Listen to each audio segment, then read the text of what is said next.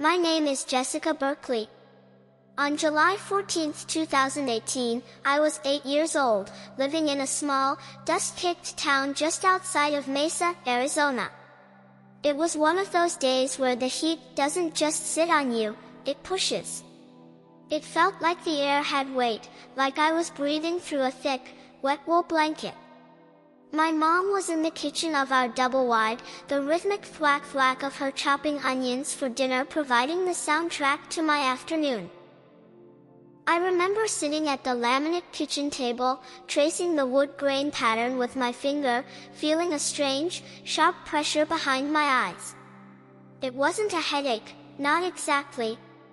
It was more like a balloon was being inflated inside my skull, pressing against the backs of my sockets.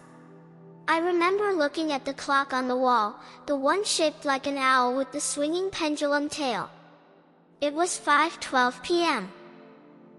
I tried to stand up to get a glass of water because my throat felt like I'd swallowed a handful of sand. But when I pushed back my chair, the floor didn't stay where it was supposed to. It tilted, hard, to the left.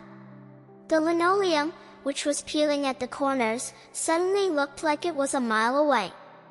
I reached for the edge of the table, but my fingers felt like they belonged to someone else, numb, heavy, and unresponsive. "Mom?" I tried to say, but it came out as a wet, thick gurgle. She didn't turn around immediately, she was focused on the frying pan, the sizzle of the onions drowning me out. Then, the pressure in my head peaked. It was a physical pop, like a circuit breaker flipping. My vision didn't go black, it went white, a searing, clinical white that burned. I felt my knees hit the floor, a dull thud I heard more than felt. My cheek pressed against the cool, grimy linoleum. I remember seeing a single, dried Cheerio under the edge of the fridge. That was the last thing I saw of the world I knew. I heard my mother scream, a jagged, high-pitched sound that cut through the sizzle of the onions, and then the heat of Arizona simply vanished, replaced by an absolute, terrifying cold. The transition wasn't a tunnel or a light. It was a shift in perspective. Suddenly, I wasn't on the floor, I was hovering near the ceiling fan, watching the dust motes dance in the stagnant air. I saw my mom, really saw her. She was huddled over a small, pale heap on the floor that I realized, with a strange lack of emotion, was meat. She was screaming into her cell phone, her knuckles white as she gripped the plastic. Her hair was messy, sticking to the sweat on her neck. I watched her perform chest compressions, her movements jerky and panicked. She was pushing too hard, I could hear the faint, sickening click of a rib giving way. Minutes later, the room was crowded. 2 paramedics, a man with a heavy mustache named Greg and a younger woman whose name tag I couldn't read, were hovered over me. They weren't like the people on TV. They were quiet, efficient, and smelled like coffee and stale cigarettes. Greg was looking at a monitor, his brow furrowed. "VFib," he muttered. "She's tatching out. Charge to 50. I watched them press the paddles to my small chest. My body jumped, a violent, ugly spasm that looked like a fish gasping on a pier. "Again," the woman said. Her voice was flat, professional, but I could see her foot twitching. They were losing me. I looked at the counter and saw the bag of onions my mom had been chopping. A single slice had fallen onto the floor, right next to my body's limp hand. I felt a weird sense of detachment. I wasn't scared anymore, I was just observing. I watched them push a syringe of epinephrine, 7.2 milligrams, I heard Greg say, into the 4-line they'd managed to start in my peripheral vein. I watched the clock. 5:28 p.m. The owl's tail swung back and forth. Tick, tick, tick. I realized then that the silence in the room wasn't because they stopped talking. It was because I was moving further away. The walls of the trailer started to turn translucent, like wet paper, and the frantic scene below began to dissolve into a gray, featureless mist. I wasn't in the trailer anymore. I wasn't anywhere I recognized. The gray mist didn't feel like clouds. It felt like a physical barrier, soft but impenetrable. I was standing now, or I felt like I was standing. I looked down and didn't see my sparkle-toe sneakers. I just saw a dull shimmer where my feet should be. It was quiet, not the quiet of an empty room, but the quiet of a vacuum. Then, the mist began to pull back, and I realized I was standing in a place that looked exactly like the vestibule of our local church, Grace Bible Fellowship, but it was altered. The pews were there, the red carpet was there, but the air felt heavy with a sense of impending judgment. I wasn't alone. In the center of the aisle, standing near the altar where Pastor Mike usually gave his sermons, was a man. He wasn't glowing with a blinding light, and he didn't have wings. He looked like a man who had worked in the sun his entire life. He wore a simple, coarse tunic that looked like it was made of unbleached wool. His skin was the color of deep bronze, weathered and lined. But it was his eyes that stopped my breath. They weren't just blue or brown, they were deep, like looking into a well that went down forever. He didn't move, but I felt myself drawn toward him, not by force, but by a desperate need to be near that stillness. As I got closer, the church around us began to change. The walls started to bleed shadows. Dark, oily stains appeared on the red carpet, spreading from the feet of the empty pews. It looked like ink spilling over a map. I felt a sudden, sharp pang of fear, the first real emotion I'd had since dying. The man looked at me, and he didn't smile. He looked deeply, profoundly sorrowful. He reached out a hand, and as he did, the shadows on the floor began to write. "Sarah," he said. His voice didn't come from his mouth, it resonated inside my chest, vibrating in my very bones. "Do you see what is hiding beneath the floorboards?" He pointed toward the front row, where the elders of our church always sat, and the floor there began to crack open. As I stood there in the shimmer of that familiar yet twisted sanctuary, the wood didn't just crack, it peeled back like dead skin. I saw things I wasn't supposed to see. Under the front pew, the one where Mr. Henderson, the head of the building committee, always sat, there wasn't just dust. There was a thick, black sludge that pulsed like a heartbeat. It smelled like stagnant water and something metallic, like old coins. The man stood next to me, his hand resting lightly on my shoulder. His touch didn't feel like skin on skin, it felt like a heavy, warm weight that kept me from floating away into the dark. "Everyone thinks the walls are thick enough to hide the heart," he said. His voice was steady, but there was a vibration in it that made my teeth ache. He pointed to the pulpit where Pastor Mike stood every Sunday morning, sweating through his polyester suits. The wood there began to turn translucent. I saw a stack of papers hidden in a false bottom, legal documents with red stamps, names I didn't recognize, and numbers that looked like they belonged to a bank account that wasn't the church's. The black sludge was oozing out of the pulpit now, staining the Bible that lay open on the lectern. I looked up at the man. "Is this why I'm here?" I asked. My voice sounded small, like a recording played from far away. He didn't answer right away. He looked out at the empty pews, and I saw a tear track through the dust on his cheek. It wasn't a poetic tear, it looked like real salt and water. "The world is about to enter a season where the covers are pulled back," he said. "In the year 2026, the things done in the dark will be screamed from the rooftops. But it starts here, Sarah. It starts in the house where they claim my name but keep their secrets in the basement. I felt a cold chill wash over me. I thought about the bake sales, the choir practice, and the way Mr. Henderson always gave me a peppermint after service. The peppermint suddenly tasted like ash in my mouth. The scene shifted instantly. We weren't in the church anymore. We were in a small, cramped office I recognized as my father's study back at the trailer. It was messy. Bills piled high, empty soda cans, and the flickering light of his old desktop computer.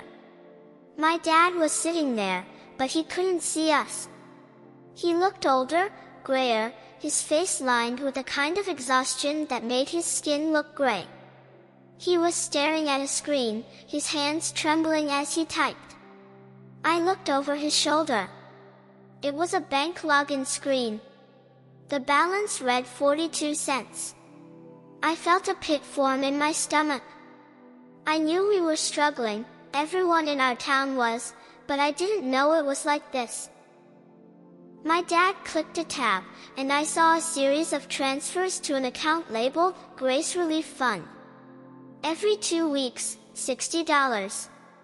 It doesn't sound like much, but for us, that was a week's worth of groceries. My dad put his head in his hands and started to sob, not a loud cry, but a quiet, jagged shaking of his shoulders. The man stood behind my father, his hand hovering just inches above my dad's head. He gives from his hunger to feed their greed, the man whispered. They tell him it is for the kingdom, but they use it to pave the driveway of a beach house 3 states away. I reached out to touch my dad's arm, but my hand passed through him like smoke. The feeling was horrifying, to be right there and unable to offer even a breath of comfort. This is the hidden sin, Sarah, the man said, his voice hardening. The betrayal of the little ones. The ones who believe because they have nothing else. Suddenly, the computer screen began to melt. The plastic dripped like wax, and the numbers on the screen turned into tiny, writhing snakes that spilled onto the desk. The room blurred again, and I was back in the gray mist, but it wasn't peaceful. It felt like a storm was coming. The man turned to me, and for the first time, he looked me directly in the eyes. The intensity was overwhelming. It felt like he was reading every thought I'd ever had, every lie I'd told about brushing my teeth, every time I'd been mean to the girl at school who smelled like sour milk. I felt exposed, raw, and incredibly small. The warning is this, he said, and the air around us seemed to tighten. When you go back, the foundation of what you know will break. Your family will not be the same. The church you love will catch fire, not with flames, but with the truth. You will see the people you look up to fall, and you will be tempted to hate them. As he spoke, I felt a physical pain in my chest, right where the paramedics had used the paddles. It was a burning, searing heat. I saw a vision then, a flash of a future that felt as real as the linoleum in my kitchen.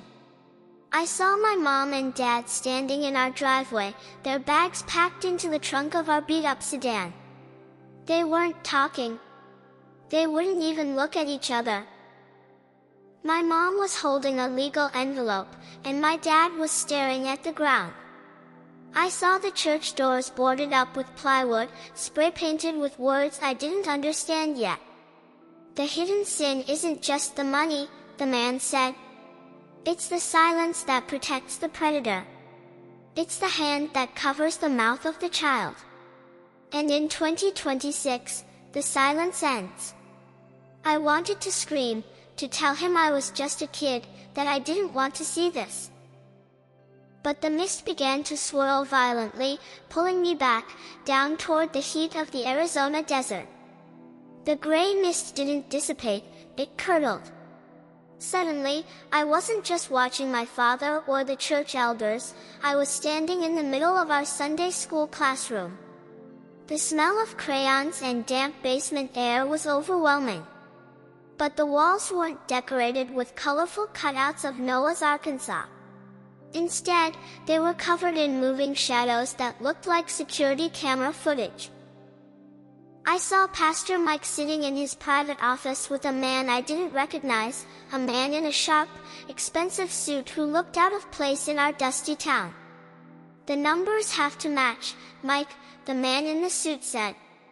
His voice was cold, like a freezer door left open. "If the audit happens before 2026, we're all going to the state pen. Use the missionary relief bucket. No one ever checks the receipts for orphans in Haiti." I watched Pastor Mike, the man who had baptized me, nod slowly. He looked sick, but he didn't stop. He picked up a pen and began to sign names of people in our congregation who had been dead for years. The black sludge I saw earlier began to seep out from under his fingernails, staining the ledger. The man stood beside me, his presence a heavy anchor in the shifting room. "This is the hidden sin I warned of," he said, and his voice felt like a physical weight on my shoulders. "It is the betrayal of the sacred trust. They use my name as a mask to rob the widow and the fatherless. They think the silence of the desert protects them, but the desert has ears." He looked at me, and I felt a sharp, stabbing pain in my stomach. "Sarah, you will see this man cry on a stage. You will see him beg for forgiveness. But he is not sorry for the sin, he is terrified of the light." I felt a personal fracture then. A realization that the people I thought were standing between me and the dark were actually the ones letting it in.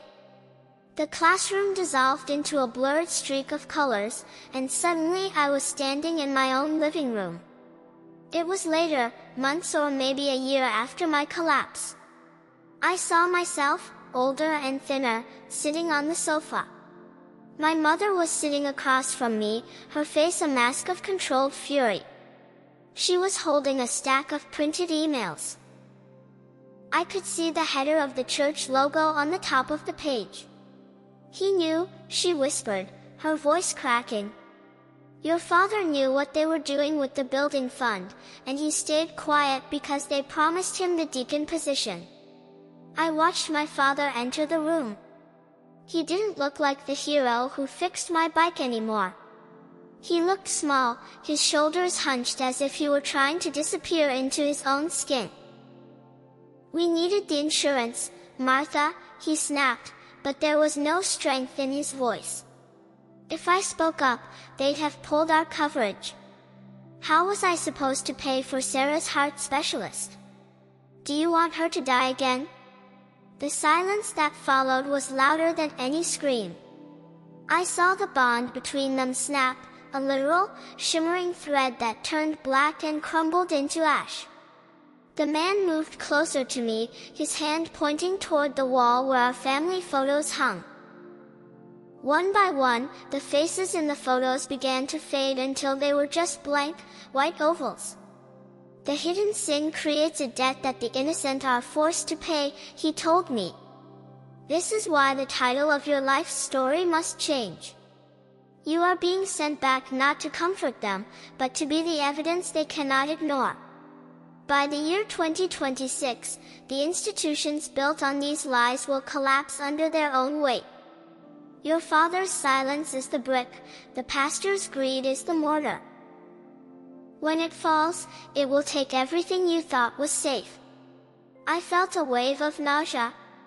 I didn't want this responsibility.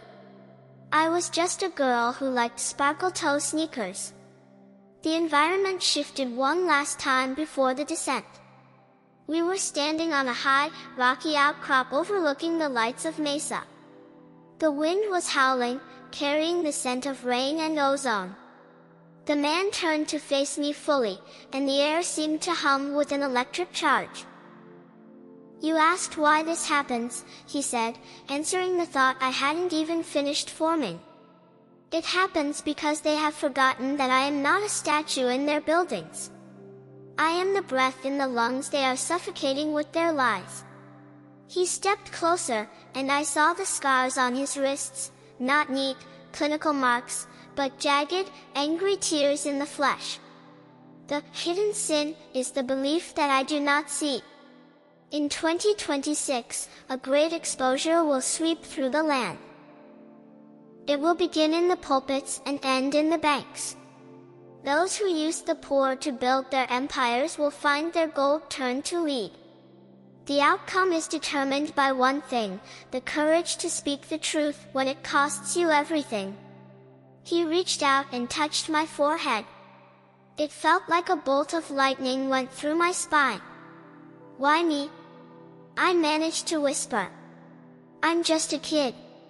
Because a child's voice is the only thing they cannot argue with, he responded. When you wake up, you will remember the ledger. You will remember the name, Haiti Relief. You will see the man in the suit in your father's office. When you see him, you must not look away. Your life was bought back for a price, Sarah. The price is your silence. You can never be silent again. The ground beneath me suddenly vanished. The lights of Mesa rushed up to meet me like a swarm of angry bees. I felt the crushing weight of the Arizona heat slamming back into my lungs, and the sound of Greg the paramedic shouting, "We've got a rhythm." "She's back," tore through the silence of the void. Coming back wasn't like waking up from a dream, it was like being shoved into a suit of armor that was 3 sizes too small. The air in the trailer was thick with the smell of vomit and ozone from the defibrillator.